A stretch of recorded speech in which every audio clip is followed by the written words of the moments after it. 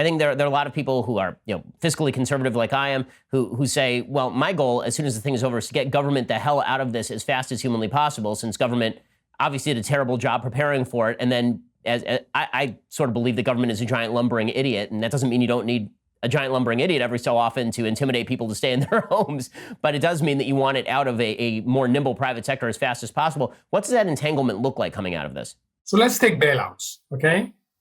That's a perfect example. So we've already identified Boeing and the airlines as recipients of bailouts. We did so because they were at the front end of this process. There was this notion that they're exceptions. They're not exceptions, they're leading indicators, right? Every sector I know, except for a few, are having a simultaneous destruction of consumption and production. So the line for bailouts is going to be very, very long. So if you embark on a bailout strategy without having clear principle, who you're going to bail out, why you're going to bail them out, how long for, on what term, and what the exit policy is, you end up with a spaghetti ball. And the danger is, now what is that spaghetti ball? Okay, so Boeing survives because of government help. So what's the government's claim on Boeing when they recover? How long should the government be an equity holder in Boeing? Where should it be relative to other equity holders? None of this has been discussed, and this has got to be sorted out. Would it be better, in your opinion, to avoid that sort of spaghetti ball if the government were just providing basically zero interest loans to these firms as opposed to trying to grab chunks of them? We saw Boeing actually turn down the possibility of government ownership in a stake. They said, we'll fire people before we allow the government to run our business.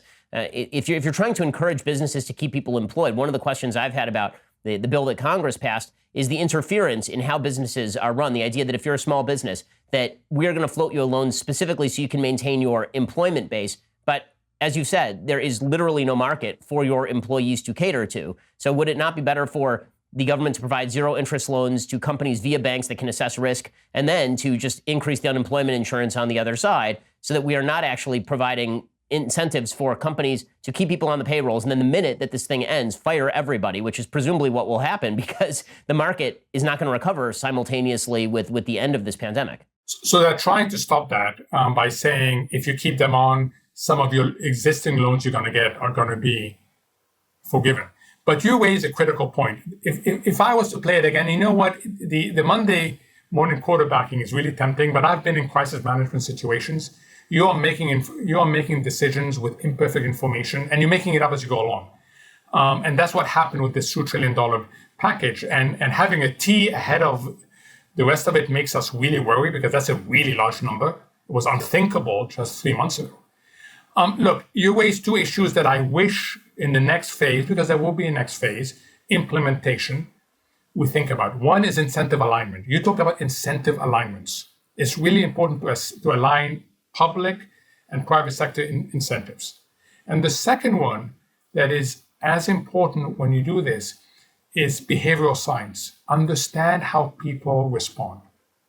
And neither of these things have informed enough the design of the program for understandable reason, but they must inform the implementation because we are going to learn as we go along, and we have to have an open mindset. I keep on telling people, when you deal in massive uncertainty, you're going to make mistakes. No one wants to make a mistake, but you're going to make a mistake. Make sure you can learn quickly and correct it. Most mistakes are recoverable. It's the failure to learn from a mistake that makes it non-recoverable. If you enjoyed this video, be sure to hit the thumbs up button and share it with all of your friends.